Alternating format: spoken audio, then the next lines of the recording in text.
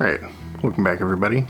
So today I'm in my grandparents' house because I want to talk about my Walsflex camera. So the Walsflex is basically, it's a twin lens reflex camera, right? A TLR. It's kind of like a Rolleicord, but kind of maybe a more consumer brand knockoff. Now this camera has been in my family for years because it used to be my grandma's old camera. So today I want to talk about my grandma's photography, which I don't know that she necessarily considers herself a great artist photographer. I think it was more just documenting day-to-day life, but I really like some of the old photos she had from this camera. I think it's a really interesting camera for her to have for a long time. I think she must have been very interested in having really nice photos of the family. And I was hoping to actually interview her about it, but she passed away last October, so not gonna happen.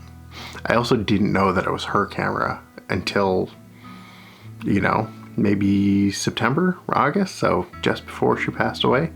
For the longest time I knew it was in the family, I knew it came from someone in the family, but I wasn't quite sure who it had come from. So it would have been great to talk to her about that. But today we're gonna spend time looking at her work and her photography, mostly in that period, and just talk about the work that she produced in that time. So I think my grandpa actually has a Zoom meeting coming up pretty soon, so it's gonna get loud in here, so I'm probably just gonna leave and we'll continue this at my place. So let's go.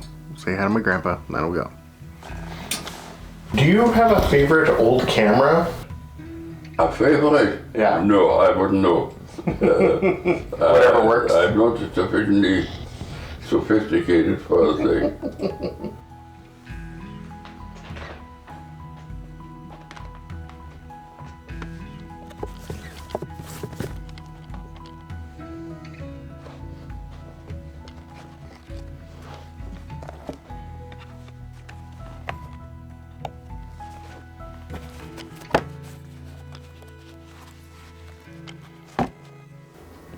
I find it always tricky to tell when to start with this kind of story, but I think for this one, stick with the camera.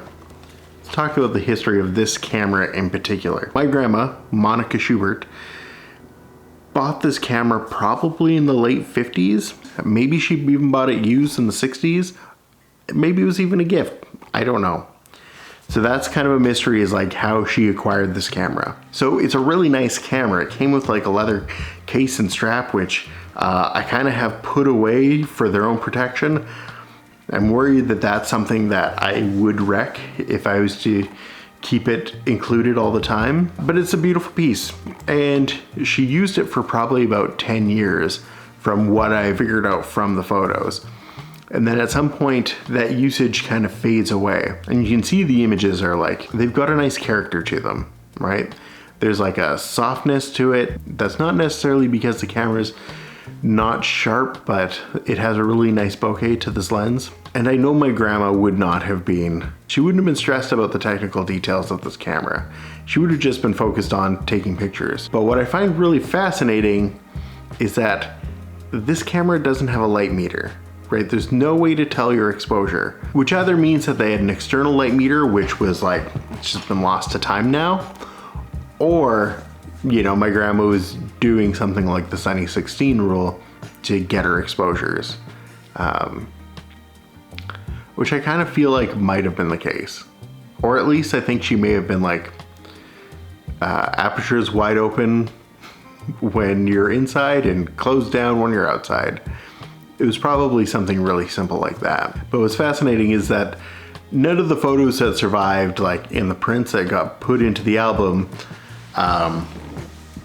were like that badly exposed, like over or under. Like they're all in pretty close, or at least there's like a nice consistency to them. So I think that kind of shows like a certain level of skill that my grandma would have had that maybe would have been common practice for those times, but lots of people have forgotten them. I've just been learning the Sunny 16 rule by using this camera.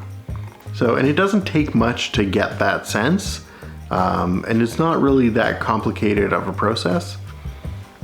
So I just find it really fascinating that my grandma, who's never seemed like a very technical person, had this camera without a light meter that was getting these like beautiful photos. So what we see from that time is my grandparents, so my grandma, my grandpa, and my dad and uncles were living in England at the time.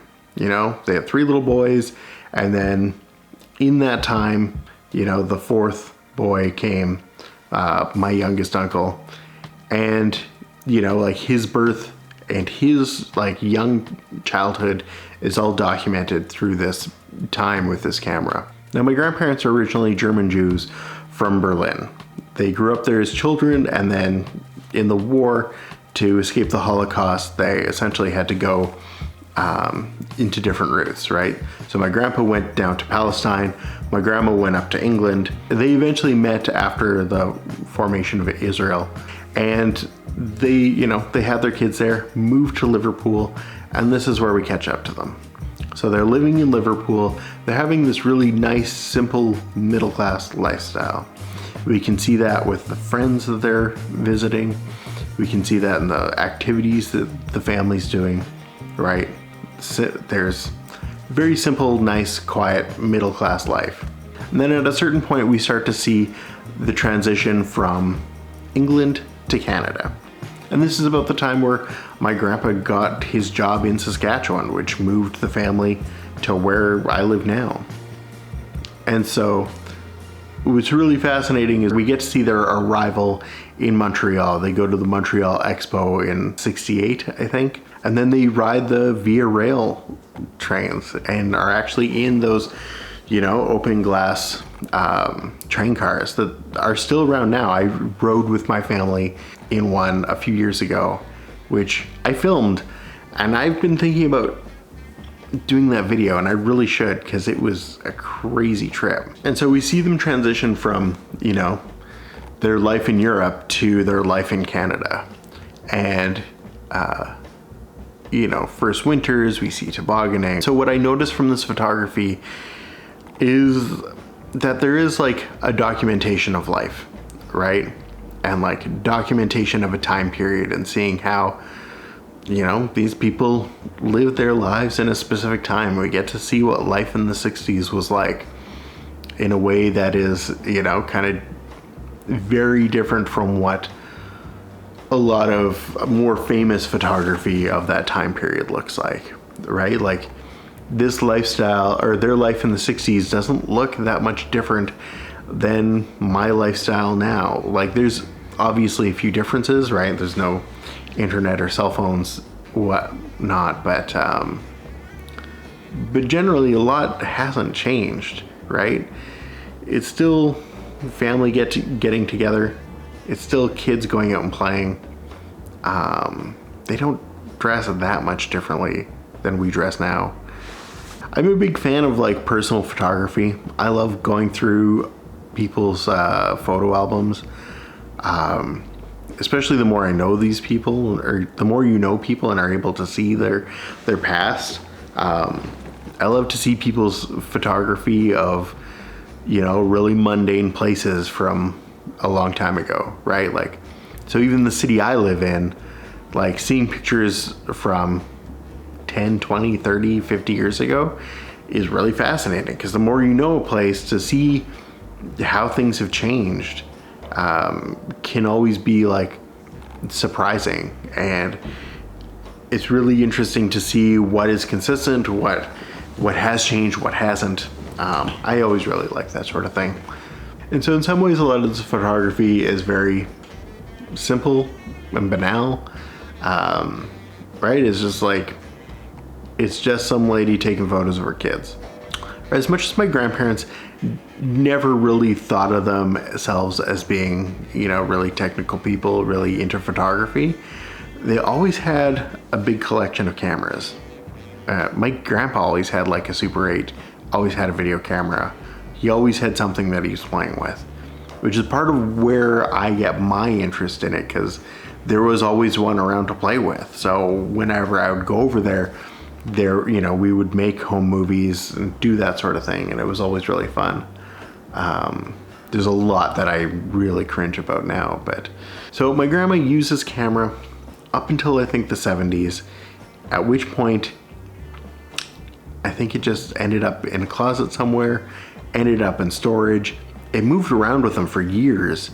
And then sometime between the last photo of this album and the last time I remember this camera being used before I got it was my dad took photos of me and my sister at one point in the 80s.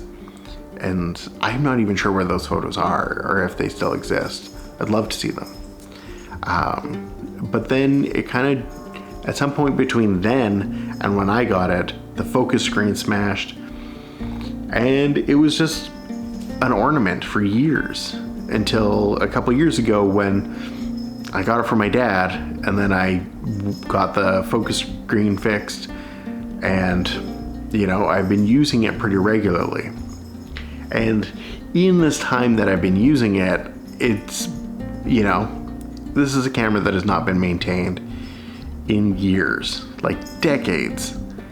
And so it definitely hasn't been a perfectly functioning camera. There, you're in the video too now. About a week ago, we decided to go up to Saskatoon to get it fixed. I've been looking for a while for a shop that can actually, do this kind of maintenance. And I mostly was expecting to send it to the States for repairs. And then I found one place in Saskatoon, which is like the next biggest city from Regina, right? It's 2 hours away, just north of us. And so we went out for a road trip and went and dropped it off. The trip back ended up being harrowing. There was a big windstorm the whole time, blowing snow. Roads were crazy icy.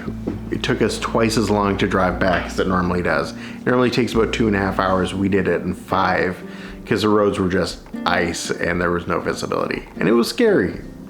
Very concerning, but we had a fun time. And so that's where I'm at now. The camera's fixed and I'm just kind of waiting for it to come back. My dad lives up in Saskatoon, so he's already picked it up, and I should be and I'm planning to see him in a couple weeks, so I'm really looking forward to seeing my father, but also looking forward to seeing how well this camera's been put back together. So it's very exciting.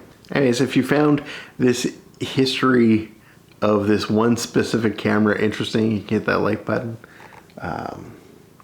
Otherwise, I'll see you next time.